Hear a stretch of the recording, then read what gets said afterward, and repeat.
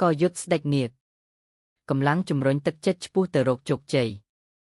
សច្ចាតាំងចិត្តឲ្យកូនចៅបន្ត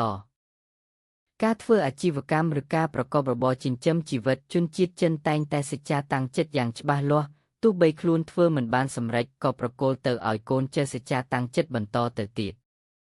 បុព្វបុរសគ្រប់វង្សត្រកូលតែងតែសច្ចាតាំងចិត្តទុកឲ្យកូនចៅបានបន្តគ្នារហូតភាគច្រើនការសច្ចាតាំងចិត្តរបស់មាតាបិតានិងជីដូនជីតាលោកត្រូវការចង់ឲ្យកូនចៅបន្តកិច្ចការរក្សាកិត្តិយសកេរ្តិ៍ឈ្មោះវង្សត្រកូលទុកកុំឲ្យអាប់អោនសាងភាពចម្រុងចម្រើនឲ្យគ្រួសារមិនប្រាថ្នាចង់ឃើញកូនចៅបង្កភាពក្តៅក្រហាយនាំឲ្យខូចវង្សត្រកូលឡើយការសច្ចាតាំងចិត្តបន្តការរក្សាកេរ្តិ៍ឈ្មោះវង្សត្រកូលនេះពុំមានន័យថាជនដែលជាកូនចៅ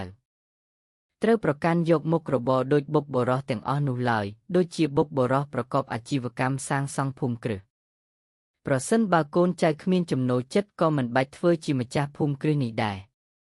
គឺគេអាចប្រកបរបរអ្វីផ្សេងទៀតក៏បានដូចជាលក់កុំព្យូទ័រធ្វើអាជីវកម្មតាក់ទងនឹងប្រព័ន្ធទូរគមនាគមន៍ឬធ្វើជាគ្រូពេទ្យជាដើម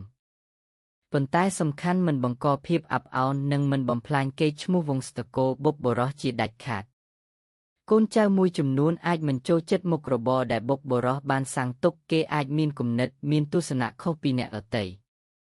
ដែលមិនមែនជារឿងខូចខាតអ្វីជារឿងដែលយើងត្រូវទទួលស្គាល់តាមគោលសេចក្តីពិតសម្រាប់ជនជាកូនចៅ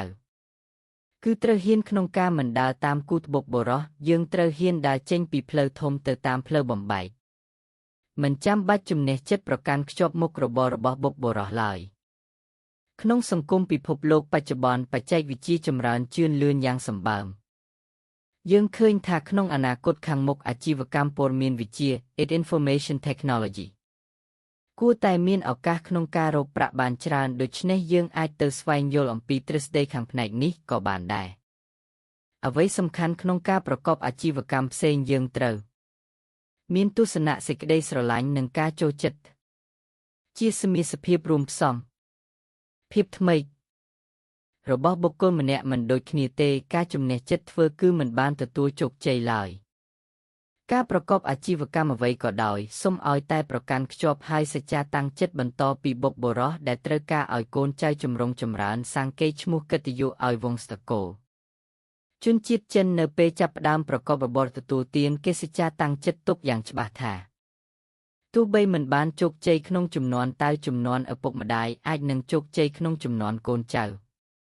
ដូចយើងឃើញជាក់ស្ដែងហើយថាកូនចៅជនជាតិចិននៅក្នុងស្រុកយើងគេនឹងបន្តកិច្ចការ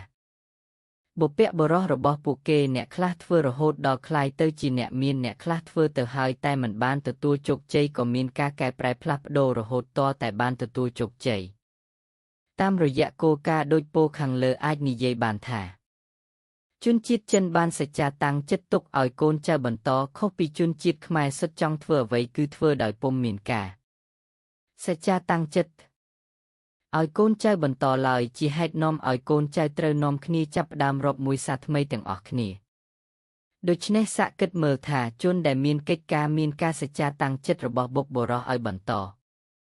និងជនដែលពុំមានអ្វីឲ្យបន្តតើជនណាមានឱកាសបានទទួលជោគជ័យជាងតើថ្ងៃនេះលោកអ្នកបានសច្ចាតាំងចិត្តទុកឲ្យកូនចៅបន្តហើយឬនៅប្រធានបទសច្ចាតាំងចិត្តឲ្យកូនចៅបន្តសូមបញ្ចប់ត្រឹមនេះសូមរងចាំទស្សនានៅប្រធានបទក្រោយៗទៀតសូមអរគុណ